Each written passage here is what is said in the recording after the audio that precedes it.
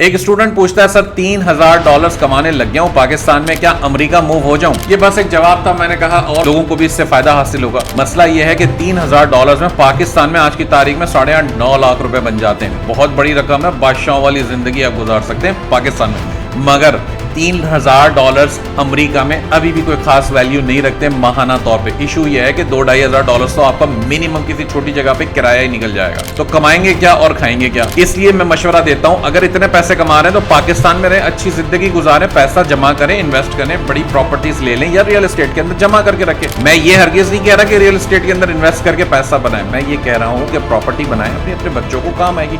और नया बिजनेस बना सकते हैं, बड़े बिजनेसेस, ये बड़ी फैक्ट्री लगा सकते हैं पैसे जमा करने से या इसमें बड़े पैसे लगाने से। लेकिन अनफॉर्चुनेटली अगर अमेरिका चले जाएंगे तो ये पैसे से गुजारा बहुत मुश्किल होगा।